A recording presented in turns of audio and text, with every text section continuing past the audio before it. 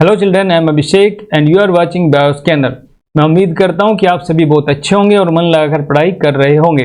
आप जानते हैं कि हमने एक इम्पैक्ट सीरीज स्टार्ट कर रखी है जिसके अंदर हम प्रीवियस ईयर्स में आए हुए मेडिकल एंट्रेंस एग्जामिनेशंस के क्वेश्चन को सोल्व करते हैं। आज का वीडियो लेक्चर हमारी इम्पैक्ट सीरीज का 4th लेक्चर है जिसके अंदर हम 10 क्वेश्चंस को सोल्व करेंगे।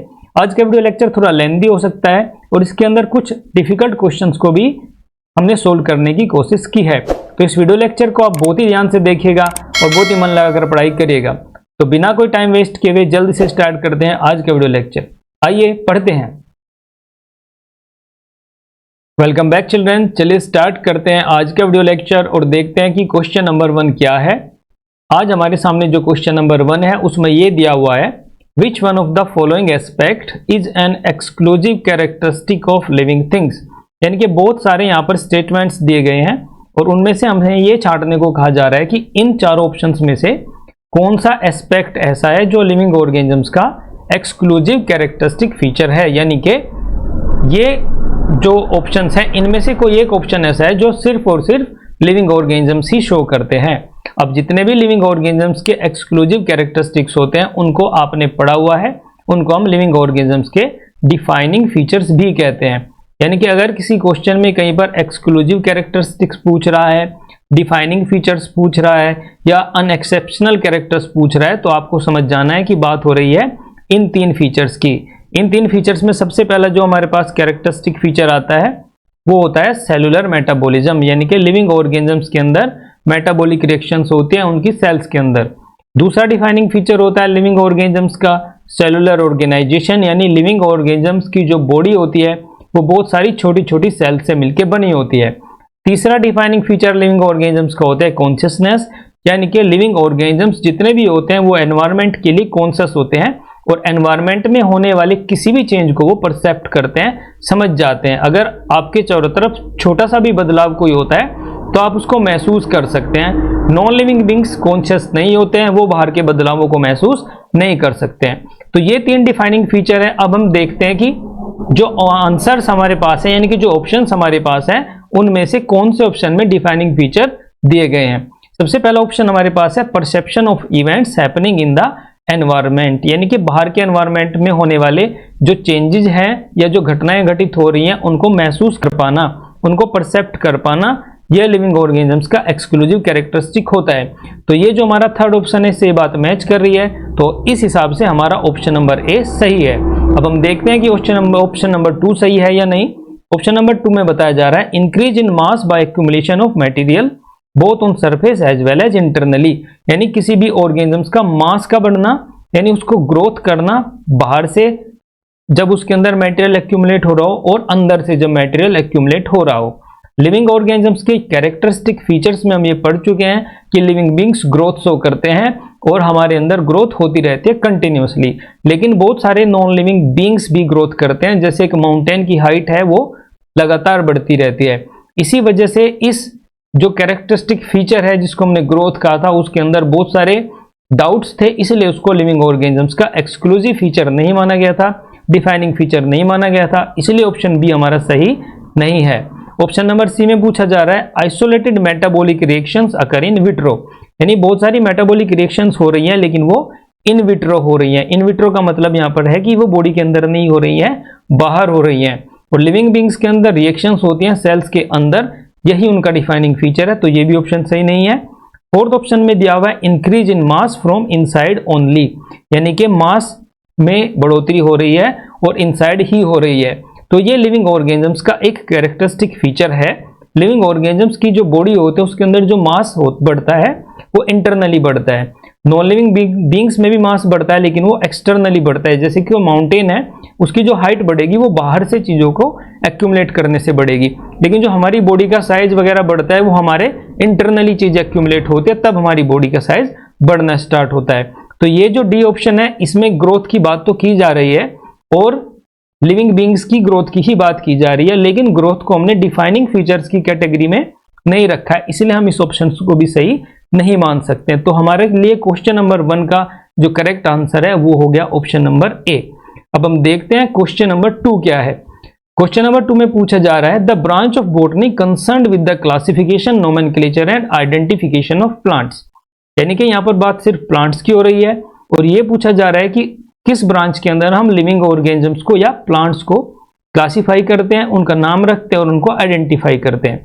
तो वो ब्रांच हम पढ़ चुके हैं, उस ब्रांच को हम कहते हैं टेक्सोनॉमी। और टेक्सोनॉमी को जब एडवांस कर दिया गया, जिस ब्रांच के अंदर हम इवोल्यूशन के बारे में भी पढ़ने लगे, उसको हमने कहा सिस्टमैटिक। तो वो ब्रांच जिसके अंदर हम लिविंग ऑर्गेनिजम्स को क्लासिफाई, आइडेंटिफाई वगैरह करते हैं, उसको हम टेक्सोनॉमी या सिस्टमैटिक्स कहते हैं।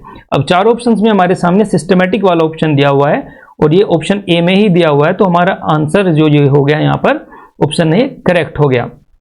अब ऑप्शन बी में इकोलॉजी दिया हुआ है।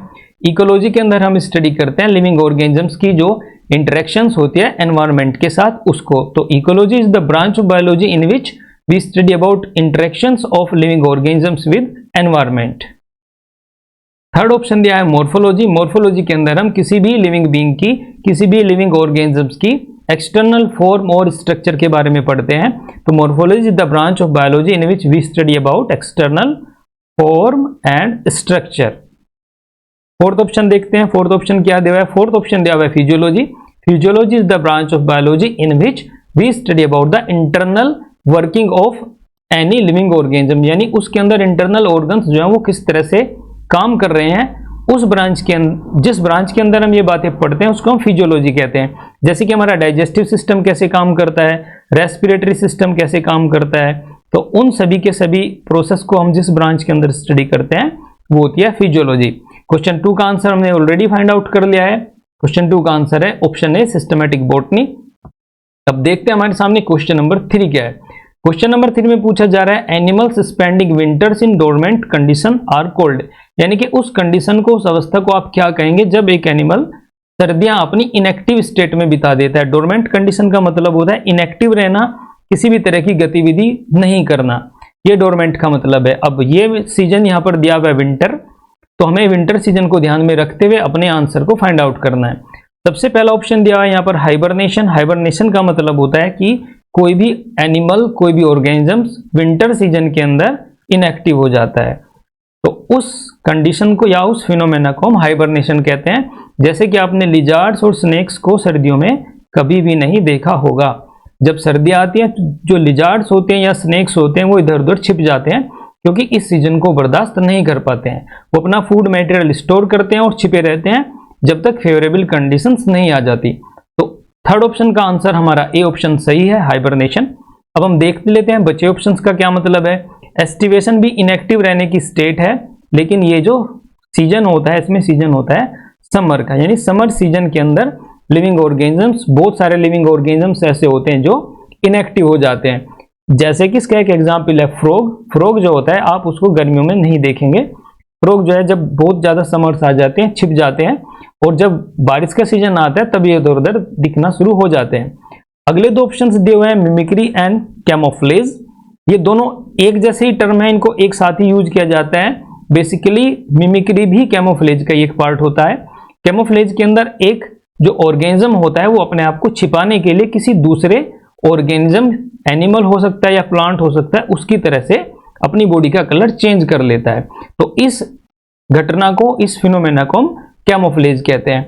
जैसे कि हमारी आर्मी जो होती है उसकी जो ड्रेस होती है उसको भी कैमोफ्लेज बोलते हैं, क्योंकि जो आर्मी के पर्सनल होते हैं वो उस पार्टिकुलर ड्रेस को पहनकर पत्तों में, पेड़ों में, सूखी झाड़ियों में इधर उधर कहीं भी छिप सकते हैं। उनको ढूंढना थोड़ा सा कठिन हो जाता है, क्योंकि उनकी जो ड्रेस का कलर होता है वो बहुत सारे आउटर एनवायरनमेंट के कलर से मैच कर जाता है। इस तरह से बहुत से एनिमल्स भी ऐसा करते हैं, वे अपनी स्किन का कलर इस तरह का कर लेते हैं कि उनको पत्तियों के बीच में से ढूंढना मुश्किल हो जाता है। तो इस घटना को हम कैमोफ्लेज कहते हैं। मिमिक्री के अंदर जो लिविंग ऑर्गेनिजम्स होते हैं वो अपने आप को दूसरे ऑर्गेनिज्म से प्रोटेक्ट करने के लिए या दूसरे को अपना शिकार बनाने के लिए उसकी तरह से अपनी फॉर्म या अपीयरेंस ले लेते हैं। तो क्वेश्चन नंबर 3 का आंसर हमने पढ़ लिया है। क्वेश्चन नंबर 3 का आंसर हो गया हाइबरनेशन। अब हम देखते हैं क्वेश्चन नंबर 4 क्या है। क्वेश्चन नंबर में पूछा जा रहा है, क्वेश्चन नंबर 4 में पूछा जा रहा है एनाबोलिज्म इज, यानी कि एनाबोलिज्म क्या होता है। तो एनाबोलिज्म आप जानते हैं हमारी बॉडी के अंदर बहुत सारी जो केमिकल रिएक्शंस होते हैं उनको हम मेटाबॉलिज्म कहते हैं। मेटाबॉलिज्म को हम जब 2 टाइप्स में डिवाइड करते हैं, तो पहला टाइप आता है कैटाबॉलिज्म और दूसरा टाइप आता है एनाबॉलिज्म। यानी कि ये तो हमने समझ लिया एनाबॉलिज्म क्या होता है। एनाबॉलिज्म के अंदर बहुत सारी केमिकल रिएक्शंस हमारी बॉडी के अंदर हो रही होती है। मेटाबॉलिज्म की डेफिनेशन भी यही होती है, सेट ऑफ केमिकल ट्रांसफॉर्मेशंस और chemical reactions taking place in our body. तो ये हो गया मेटाबॉलिज्म की डेफिनेशन। मेटाबॉलिज्म को हम दो टाइप्स में स्टडी करते हैं, पहला टाइप होता है कैटाबॉलिज्म और दूसरा टाइप होता है एनाबॉलिज्म।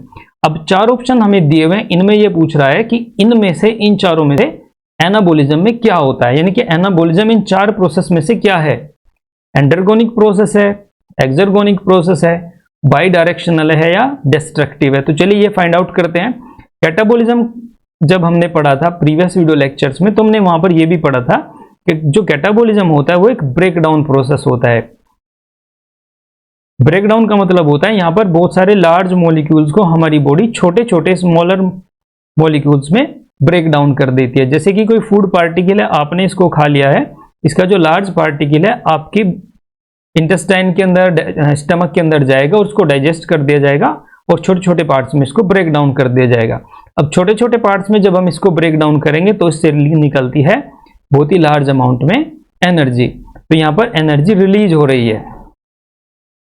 तो अभी तक इस कैटाबॉलिज्म वाले एग्जाम्पल से हमने ये समझ लिया कि कैटाबॉलिज्म के अंदर बहुत सारे लार्ज मॉलिक्यूल्स का ब्रेकडाउन किया जाता है, छोटे छोटे पार्ट्स में उनको तोड़ दिया जाता है और एनर्जी रिलीज हो जाती है। अब उस प्रोसेस को हम क्या कहते हैं जिसमें एनर्जी रिलीज होती है? The process in which energy is release is called exergonic process. तो एक्सर्गोनिक प्रोसेस जो एग्जाम्पल है वो है कैटाबॉलिज्म का, तो ऑप्शन बी हमारा सही नहीं है। अब इसके बाद में हम देखते हैं एनाबॉलिज्म को। एनाबॉलिज्म जो होता है वो होता है बिल्डिंग अप, यानी कि एनाबॉलिज्म का जो प्रोसेस होता है, मेटाबॉलिज्म का जो पार्ट एनाबॉलिज्म है, इसके अंदर हमारी जो बॉडी होती है वो बहुत सारे छोटे छोटे फूड सब्सटेंसेस को एक जगह जोड़ करके लार्ज सब्सटेंसेस में कन्वर्ट कर देती है। जैसे कि हमने फूड खाया, हमारे फूड से हमें बहुत सारे एमिनो एसिड्स मिले, हमारी सेल्स ने, हमारी बॉडी ने उन एमिनो एसिड्स को एक जगह जोड़ दिया और उनसे प्रोटीन्स की फॉर्मेशन कर दी। तो इस तरह से बिल्डिंग अप का जो प्रोसेस होता है उसमें स्मॉलर मॉलिक्यूल्स को यूनाइट करके लार्ज मॉलिक्यूल्स में कन्वर्ट कर दिया जाता है। और इस प्रोसेस को करने के लिए, क्योंकि छोटे छोटे बहुत सारे मॉलिक्यूल्स को बड़े मॉलिक्यूल्स में जोड़ा जा रहा है, यहां पर एनर्जी का एब्जॉर्प्शन किया जाता है। यानी हमारी बॉडी एनाबॉलिज्म की रिएक्शन करने के लिए एनर्जी को एब्जॉर्ब करती है। और ऐसा प्रोसेस जिनमें एनर्जी का एब्जॉर्प्शन होता है उसको हम बोलते हैं एंडरगोनिक प्रोसेस। जिस प्रोसेस के अंदर एनर्जी रिलीज हुई थी उसको हमने बोला था एक्सर्गोनिक प्रोसेस, और जिस प्रोसेस के अंदर एनर्जी को एब्जॉर्ब किया जाता है उसको बोलते हैं हम एंडरगोनिक प्रोसेस। और क्वेश्चन नंबर 4 में हमसे यही पूछा गया है कि एनाबॉलिज्म है एंडरगोनिक प्रोसेस है या एक्सर्गोनिक प्रोसेस है। तो हमारा आंसर है answer number A, option A, anabolism is endergonic process. बचे दो ऑप्शंस जो है बाई डायरेक्शनल प्रोसेस और डिस्ट्रक्टिव प्रोसेस, इनसे हमें कोई यहाँ पर लेना देना नहीं है, ये ऑप्शन ऐसे ही दे रखे हैं, इनको पढ़ने की कोई आवश्यकता में नहीं है। अब हम देखते हैं क्वेश्चन नंबर 5 क्या है। Which one of the following is a trace element required in small amount. यानी यहाँ पर 4 एलिमेंट्स दिए हुए हैं और इनमें हमें ये देखना है कि हमारी बॉडी को इनमें सबसे कम किस एलिमेंट की जरूरत पड़ती है। जिसकी हमें सबसे कम जरूरत पड़ती है उसी को हम कहेंगे ट्रेस एलिमेंट। तो इनको समझने से पहले हमें हमारी बॉडी में जरूरत पड़ने वाले लार्ज अमाउंट में जो एलिमेंट्स होते हैं उनका पता होना चाहिए। जितने एलिमेंट्स हमारी बॉडी को लार्ज अमाउंट में चाहिए होते हैं उनको हम चिनोप्स कहते हैं और इनकी नंबर होती है 6। यानी कि ये जो एलिमेंट्स होते हैं इनको एलिमेंट्स ऑफ लाइफ भी कहा जाता है, क्योंकि हमारी बॉडी का जो 98% पार्ट है इन 6 एलिमेंट्स से ही मिलकर बना हुआ है। ये 6 एलिमेंट्स कौन कौन से हैं? सबसे पहले हो गया carbon, 2 hydrogen, 3 nitrogen, 4th oxygen, 5th phosphorus and 6th is sulphur. तो ये जो एलिमेंट्स हैं इनकी जो रिक्वायरमेंट है हमें वो लार्ज अमाउंट में है। तो क्वेश्चन में पूछा है स्मॉल अमाउंट, तो ऑक्सीजन भी हमें लार्ज अमाउंट में चाहिए, तो ये आंसर हमारा नहीं है। आयरन हमें बहुत ही स्मॉल अमाउंट में चाहिए क्योंकि इन 4 ऑप्शंस में आयरन है ही नहीं, तो आयरन हमारा सही आंसर है। नाइट्रोजन भी हमें लार्ज अमाउंट में चाहिए, ये भी हमारा आंसर नहीं है। और हाइड्रोजन भी हमें लार्ज अमाउंट में चाहिए, तो इस तरह से ऑप्शन नंबर डी भी हमारा सही आंसर नहीं है। इन 4 ऑप्शंस में से जिस एलिमेंट की रिक्वायरमेंट हमें बहुत ही थोड़ी सी मात्रा में है वो है आयरन। तो ये हो गया हमारा क्वेश्चन नंबर 5। अब चलते हैं क्वेश्चन नंबर 6 की तरफ। Carbohydrate the most abundant biomolecule on earth are produced by. यानी कि एक बहुत ही अच्छी बात तो इस क्वेश्चन ने ही आपको बता दिया है कि कार्बोहाइड्रेट्स जो होते हैं वो सबसे एबंडेंट बायोमोलिक्यूल्स है, यानी सबसे ज्यादा मात्रा में प्रोड्यूस किए जाने वाले बायोमोलिक्यूल्स हैं। अब ये पूछ रहा है कि ये जो है कार्बोहाइड्रेट नीचे दिए गए जो बहुत सारे बैक्टीरिया, प्लांट्स, एनिमल्स हैं, इनमें से कौन प्रोड्यूस करते हैं? तो पहला ऑप्शन है कुछ bacteria, algae and green plants. Some bacteria, algae and green plants. Green plants को आप जानते हैं फोटोसिंथेसिस करते हैं, कार्बोहाइड्रेट प्रोड्यूस करते हैं, तो ग्रीन प्लांट्स तो करते हैं। एल्गी भी ग्रीन होती है, बहुत सारी एल्गी ग्रीन होती हैं, तो ये भी फोटोसिंथेसिस करती हैं, तो एल्गी भी होते हैं। सम बैक्टीरिया, ये भी ऑप्शन सही है क्योंकि कुछ बैक्टीरिया ऐसे होते हैं जो फोटोसिंथेटिक होते हैं और अगर ये फोटोसिंथेसिस कर रहे हैं तो कार्बोहाइड्रेट को प्रोड्यूस करते हैं। तो इस तरह से ऑप्शन ए में दिए गए तीनों की तीनों बातें सही है। अब ऑप्शन बी देखते हैं। ऑप्शन बी में फंजाई जो दिया गया है, फंजाई फोटोसिंथेसिस नहीं करती, तो ऑप्शन बी फंजाई की वजह से गलत हो गया। एल्गी और ग्रीन प्लांट्स करते हैं लेकिन फंजाई नहीं करती है। अब ऑप्शन सी में दिया है all bacteria, fungi and algae. ना तो सारे बैक्टीरिया फोटोसिंथेसिस करके फूड प्रोड्यूस करते हैं और ना ही फंजाई प्रोड्यूस करते हैं, तो इस तरह से ऑप्शन सी भी गलत है। ऑप्शन डी में तो कमाल ही कर दिया है, यहाँ पे वायरस दे दिया है जो कि पूरी तरह से दूसरे पे निर्भर है, इसने इसको बता दिया है कार्बोहाइड्रेट प्रोड्यूस करने वाला, तो इस तरह से ऑप्शन डी भी गलत हो गया। हमने अपना आंसर फाइंड आउट कर लिया। क्वेश्चन नंबर 6 का आंसर हो गया ऑप्शन ए, कुछ बैक्टीरिया, एल्गी और बहुत सारे ग्रीन प्लांट्स वर्ल्ड में सबसे ज्यादा पाए जाने वाले बायोमोलिक्यूल कार्बोहाइड्रेट्स को प्रोड्यूस करते हैं। क्वेश्चन नंबर 7 देखते हैं क्या है। क्वेश्चन नंबर 7 में पूछा जा रहा है कि which of the following chemical characteristic is not common to all living beings, यानी कि यहाँ पर 4 कैरेक्टरिस्टिक्स दिए गए हैं, इनमें से कोई एक ऑप्शन ऐसा है जो सभी के सभी लिविंग ऑर्गेनिजम्स में कॉमन नहीं है, यानी कि 3 कैरेक्टरिस्टिक्स ऐसे हैं इन 4 ऑप्शंस में से जो आपको सभी लिविंग ऑर्गेनिजम्स में मिलेंगे और कोई एक ऐसा कैरेक्टरिस्टिक फीचर होगा जो आपको लिविंग ऑर्गेनिजम्स में नहीं मिलेगा, यानी सभी लिविंग ऑर्गेनिजम्स में नहीं मिलेगा।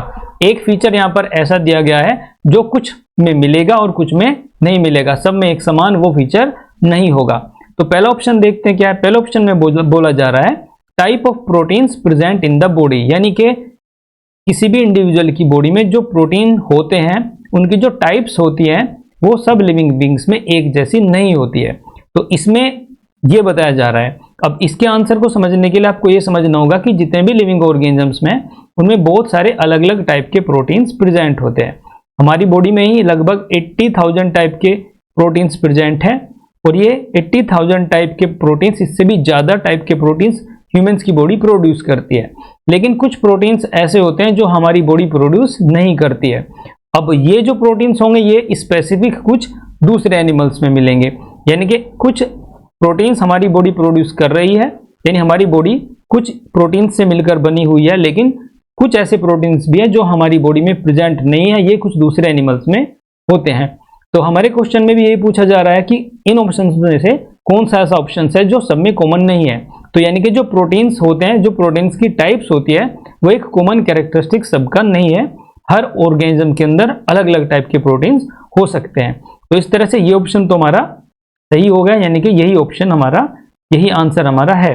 दूसरा क्वेश्चन ऑप्शन पूछ रहा है similar triple code for all amino acids, यानी कि जो हमारी बॉडी एमिनो एसिड्स बनाती है, हमारा जो डीएनए होता है, डीएनए के जो बेस पेयर्स होते हैं उसका एक सेगमेंट होता है, ये फॉर एग्जांपल हम ले लें, इसको हम कोडिंग सेगमेंट कहते हैं।